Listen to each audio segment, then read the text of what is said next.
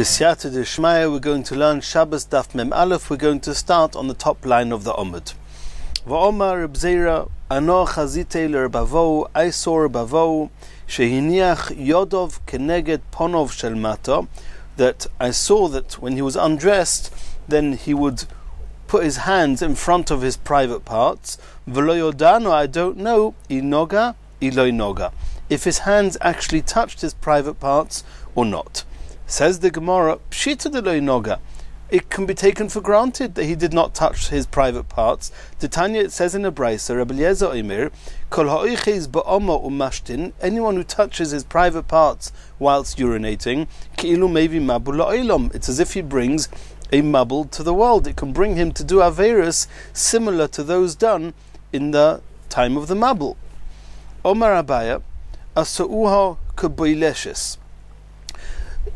There are times when touching one's private parts is not as severe, and it's similar to a boileshes. Boileshes is the case of troops of soldiers. Ditnan, we learnt in a Mishnah, boileshes, if a troop of soldiers, shenichnas le'ir, they entered a city, b'shas sholim, if they came in peace, it was the army of the country that they were found in, it wasn't a strange army invading, then Chovyois psuchois asurois, the barrels of wine that are found open are asa, because we can assume, or we have to assume, that possibly the soldiers, the goyim, poured from it, and if a goy pours out some wine, it's called yain nesech, and you're not allowed to drink it. Stumois, however, the bottles that were closed, mutarois, you're allowed to drink them. B'shas milchama, however, in a time of war, elu ve'elu mutarois, both are mutar. The soldiers are so worried fighting the war and making sure that they can survive that they do not have time to start pouring out wine, and therefore even the open barrels, the open bottles, are not called yain nesech, and one is allowed to drink them. Alma, you see from there, given the be'isi lo menaschi, since they are afraid, they have fear, and when there's fear, they do not have time to pour wine. Hochanami, so to here, given the bo'is le'osi le'rurei, since there's a certain fear, then even though he may be touching his private parts, his mind will not wander to places that shouldn't wander, and he will not come to do an aveira. Asks the Gemara, v'hocha mai biatusa, what fear was there here? Says the Gemara, biatusa denara, he was going down to bathe in the nahor, in the river, and just making sure that he stays afloat and doesn't chas v'shalom drown in the river, there's a certain fear, and because he's busy surviving, then even if he would be touching his private parts, his mind will not have the space and time and desire to wander off. Asks the Gemara, Eini, is that true? V'ha'omar Reb Abba Omer v'huna Omarav, kol ha'miniach yodov keneged ponov shel mata, ki'ilu koifer b'vrisei shel Avram Avinu. How can it be that Rebavo, he would cover his private parts? It seems to be contrary to what Rav just said, that somebody who's going down to the river to bathe, and he covers his private parts, it looks as if he's koifer with the brisei shel Avraham Avinu, with the holy bris milah, and that's very, very serious.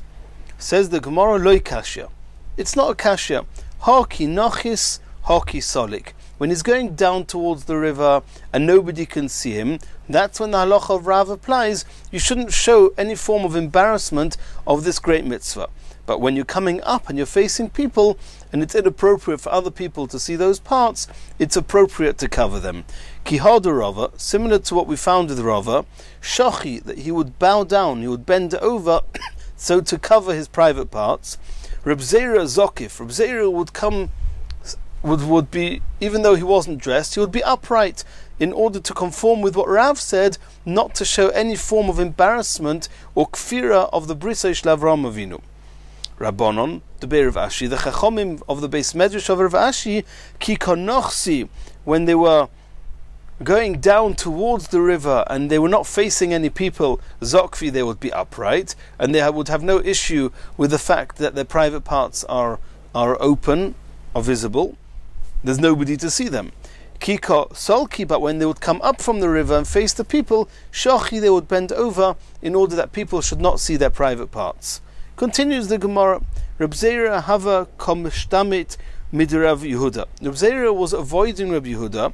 The boy lemesek l'Arad Yisrael. Reb Zera wanted to go up to Eretz Yisrael from Bavel, and the reason he was avoiding Reb Yehuda is because Reb Yehuda held, the Omar of Yehuda, kol ha'oila mi Bavel le'Eretz Yisrael. Anybody that goes from Bavel to Eretz Yisrael, oiver ba'aseh, he's transgressing a mitzvah aseh. Shenemar, as it says in the pasuk in Yirmiyah, Bavelo yuvau, that you'll come down to Bavel, v'shama you ad yom pokti oisam, and you're going to stay there until the day of the Geula. Reb Zera obviously held that that was talking about something else. It was talking about the Klei Shoris, but it wasn't also for people to go up to Eretz Yisrael. But since he knew that Rav Yehuda held it was also, he tried to avoid Rav Yehuda. But however, he wanted to still see Rav Yehuda before he left. So Omar, he said, Ezel v'eshma minei milsa, I'll go down to Rav Yehuda just to hear some divrei Torah from him, v'aisa v'esik, and then I will leave Rav Yehuda and I'll go up to Eretz Yisrael. Ozal, he went, Ashkechei, he found Rav Yehuda dekoi bei boni. He found him in the bathhouse. And he saw Rav Yehuda saying to his shamash, to the one that was serving him, Hiviu li neser, bring me a type of earth that was something used to clean themselves, what we may call today a type of shampoo or lotion. Hiviu li masreik, he said to his servant, to his shamash, bring me a comb. He also said to his shamash, Pischu pumaichu, open your mouth, v'afiku havla. Let the air, the humidity of the bathhouse go into your mouth, and then the foul smell and any other breath will be replaced with it and will leave you. V'ashtu mimaya de beiboni, and you should drink the water of the bathhouse. Omar, he said, Ilmoli loibosi elo lishmoya davar zeh. Reb Zera said, had I not come just to hear these four things from Rav Yehuda, Dai would have been enough. It was already worthwhile coming just to hear them. Says the Gemara, Bishlei mehiviu neser heviu masreik. The fact that Rav Yehuda said, bring me the neser, this type of earth that was used to clean with, or bring me the comb, what was the chiddush? Reb Zera was appreciative that he heard them. What did he learn from there? Komash malon, he learned from there that dvarim shel chayil, things that are not divrei Torah, mutar la'omram b'loshen kodesh, you're even allowed to say them in loshen hakodesh. Pischu pumaichu v'afiku havla, the fact that he said, open your mouth and let the air, the humidity of the bathhouse enter your mouth in order that the air from inside should come out. Nami, the chiddush of that was Kiddush Shmuel, like Shmuel said, the Omar Shmuel, Havla mafik havla. When humidity, when air, when heat goes in, it causes other havla, other humidity to leave the body.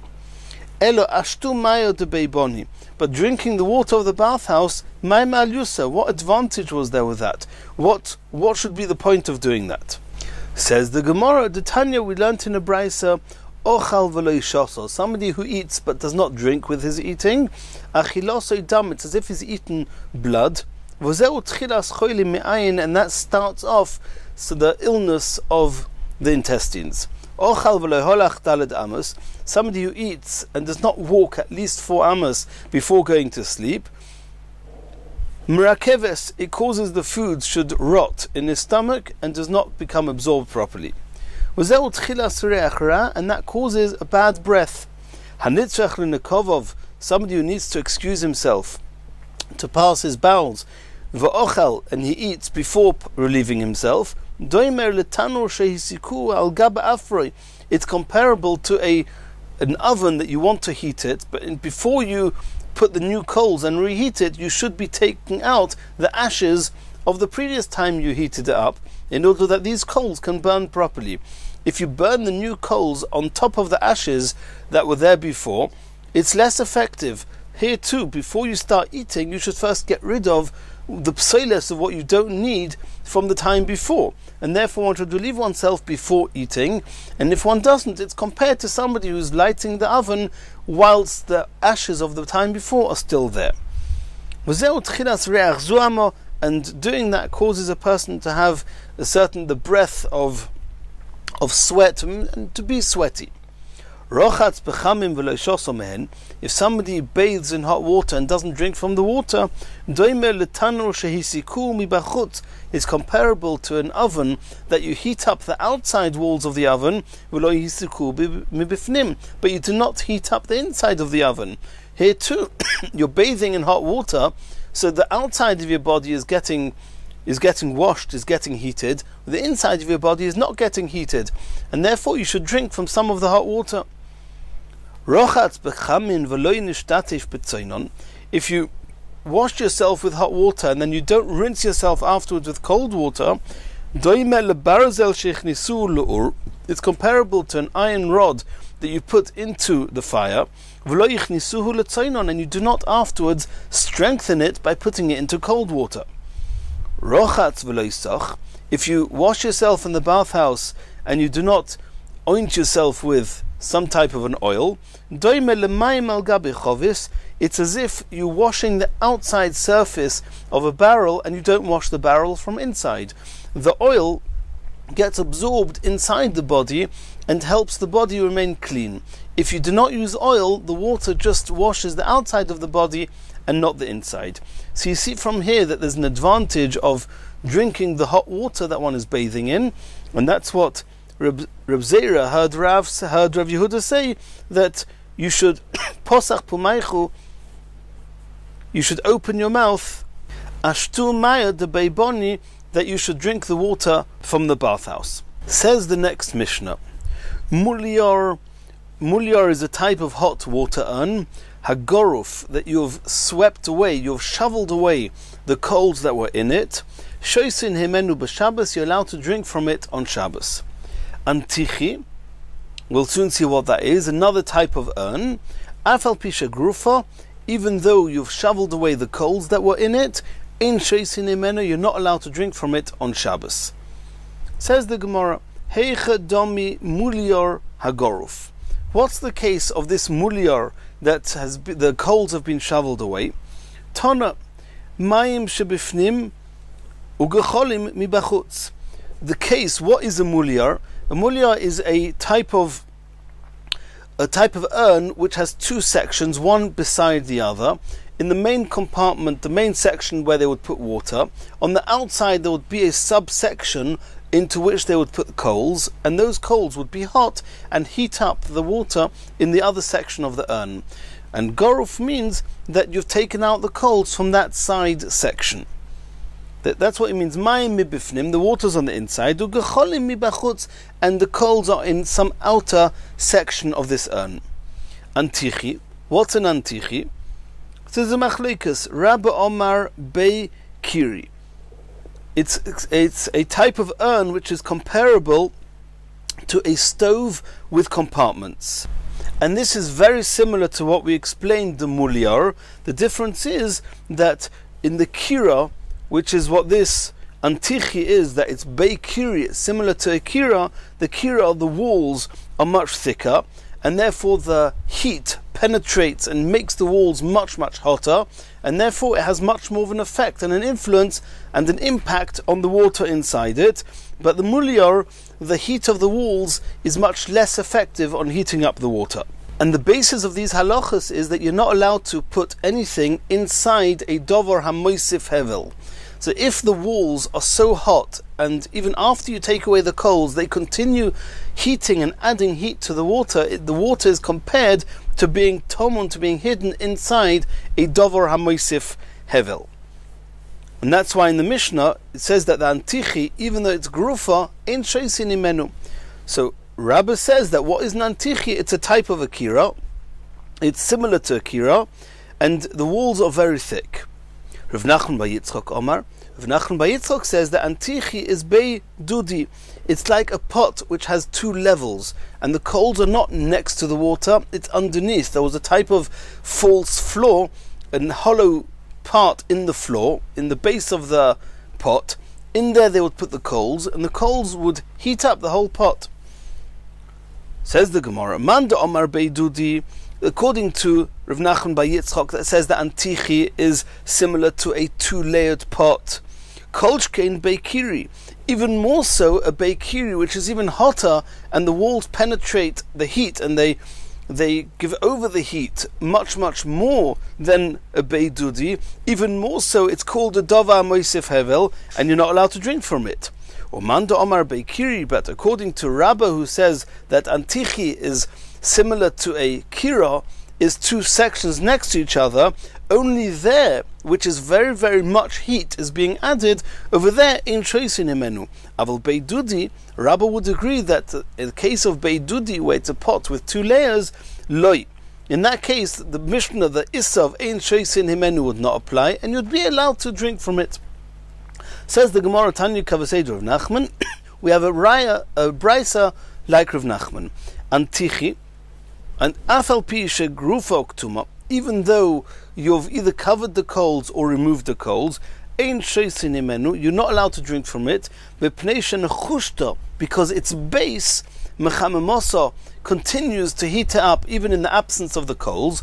And the fact that the brisa says that antichi is something where the base is heating up the water, so that's a proof to what Rav Nachman bar Yitzchak says, that an antichi is beidudi, which is a double-layered pot, a pot with two levels. Says the next Mishnah, Hamecham, a type of a kettle, shepinuhu, that was cleared. We'll soon see in the Gemara what that means.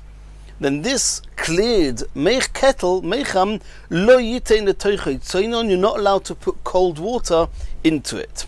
Bishvil sheyachumu, in order that the cold water should heat up, you're not allowed to do that. Aval noisein hu letoichay, but you're allowed to put inside this kettle, oy letoich hakois, or into a kois, a cup, and there's a discussion in the Rishonim whether this cup is a keli rishon or a keli sheni. You're allowed to put water into it, kedei lahafshiron, in order to cool down the cold water you're putting into it. Asks the Gemara, Maika Omar. The Mishnah is saying 3 points. Number one, it's a kettle that was removed. Shepinuhu. What does that mean? What was removed? What was it removed from? And the halacha is that you're not allowed to put cold water into it in order to warm up the cold water, but you are allowed to put water into it in order to warm up, lahafshiron, to warm up the cold water. What's going on here? What are you not allowed to put in water, and what are you allowed to put in cold water? What's going on? Even before we see the Gemara, the words bishvil sheyechamu, that you're not allowed to put cold water in order to warm up the cold water, but you are allowed to put the water in just in order to take away the coldness from it. And we'll have to see in the Gemara what all this means.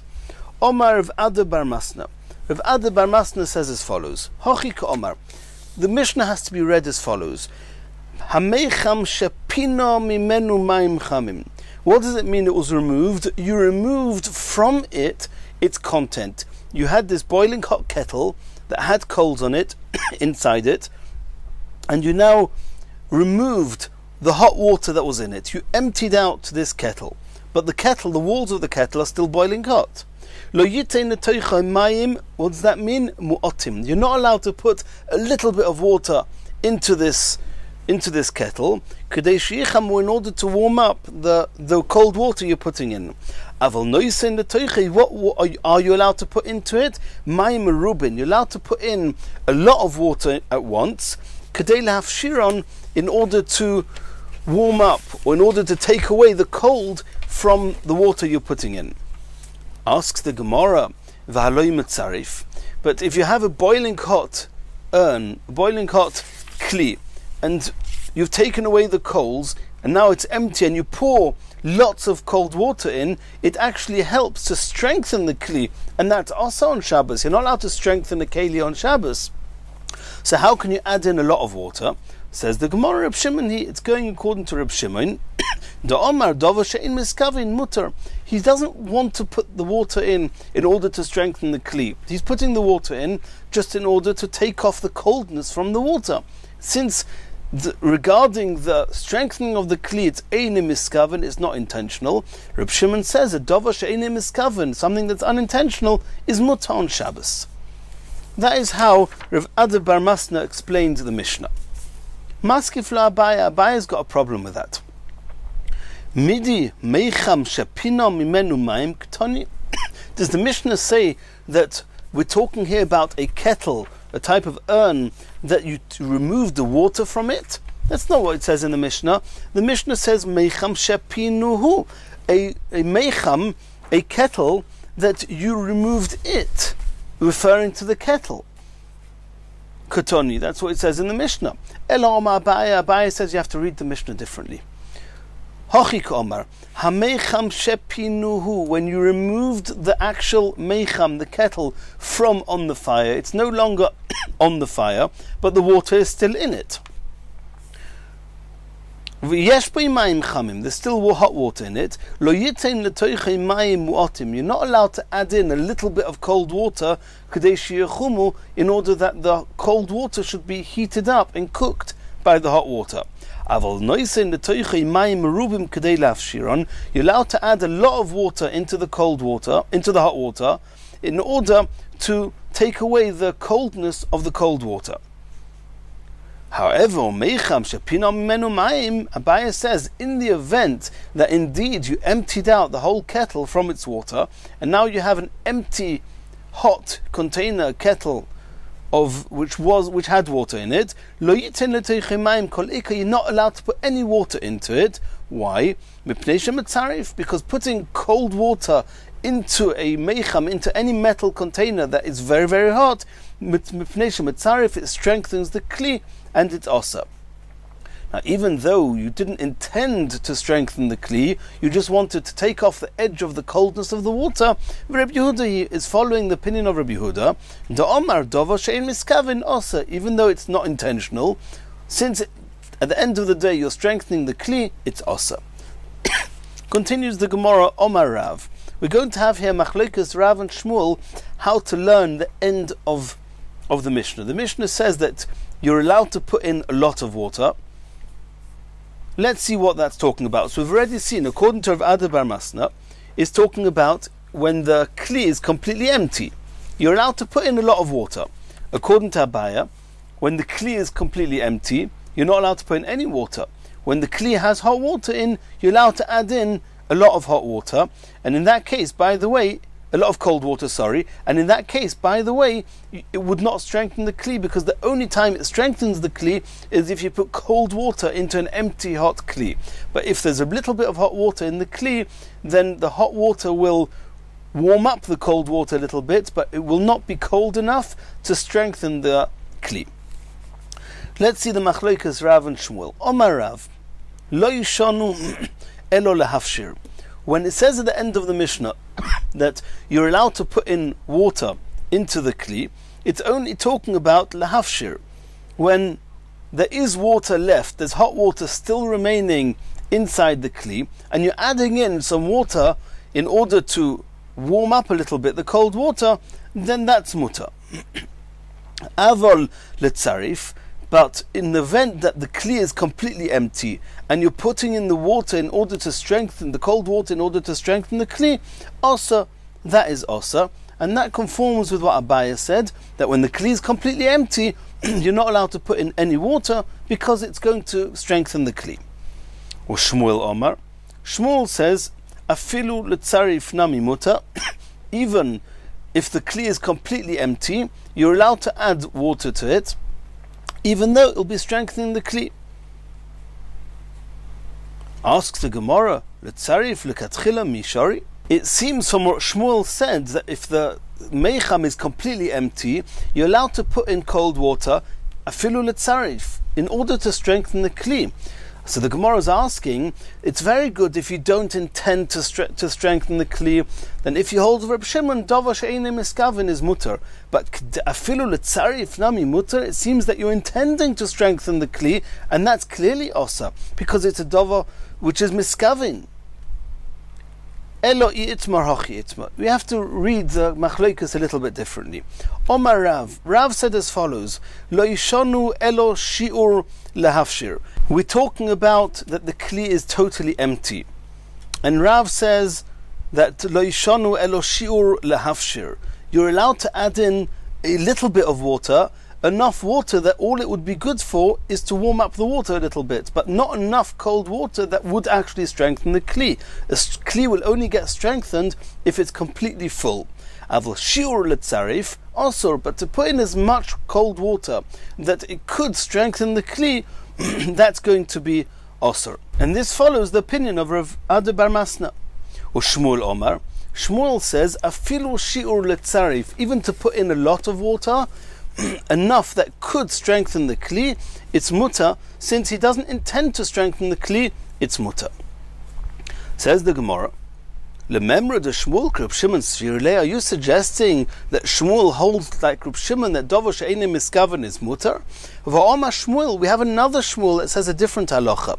Mechabin gacheles shel mateches. If you have a red-hot iron rod that's in the streets, b'reshus harabim, and somebody could get hurt, somebody could burn themselves from it, you're allowed to extinguish it, you're allowed to pour water on top of it, b'shul shelo yizoiku bo rabim, in order that the public should not get hurt from it. And the reason is that since extinguishing a red-hot metal rod is there's not, even though you're extinguishing it, but you're not, there's nothing that you have to gain from the actual extinguishing. All you want is that it should be safe, but you're not doing anything here. You're not achieving anything with the cooled down rod. Therefore, it would only be asa midrabanon, and since it's only asa midrabanon, it's not kibui min hatayra, and therefore, since it's in order to keep the public safe, they were allowed you to transgress this drabanon. Avaloi gacheles shel eitz, but when it comes to a coal of wood, and extinguish it is creating a coal, it's a melacha, because an extinguished wooden piece, a burning piece of wood is called a coal, and you have some use for it, and therefore you're not allowed to be over this issa d'oraisa of kibui, even to protect the public. If Shmuel holds like Reb Shimon, then afilu shel eitz nami, because Shmuel holds, because Reb Shimon holds, besides Reb Shimon holding that dover she'eini miskaven is mutter, he also holds that a melacha she'eina tzricha legufa is mutter. Over here, it's true that when I extinguish this wood, I'm creating a coal, but I don't want the coal, I don't need the coal, so it's called a melacha she'eina tzricha legufa. So if Shmuel holds like Reb Shimon, in the same way as he holds that dover she'eini miskaven is mutter, he should also hold that the melacha she'eini tzricha legufa is mutter. And if so, then you should be allowed to extinguish even gacheles shel eitz, a wooden coal, you should be allowed to extinguish it, because he doesn't want the coal. It's eini tzricha legufa. Says the Gemara, "B'davar she'eini miskaven savalok Reb Shimon." He only holds like Reb Shimon by davar she'eini miskaven, and therefore, in the case of putting cold water into an empty hot urn, hot kettle, then even though it's strengthening the kli, it's eini miskaven. It's not what I want to do. But in the case of the coals, which is not an issue of eini miskaven, it's an issue of melacha she'eini tzricha legufa. But melacha she'eini tzricha legufa, savalok Rav Yehuda. Shmuel holds like Rav Yehuda, and it's asa, and therefore you're not allowed to extinguish a burning wood, creating it into a coal, even if it's not what you wanted. Omer Ravina.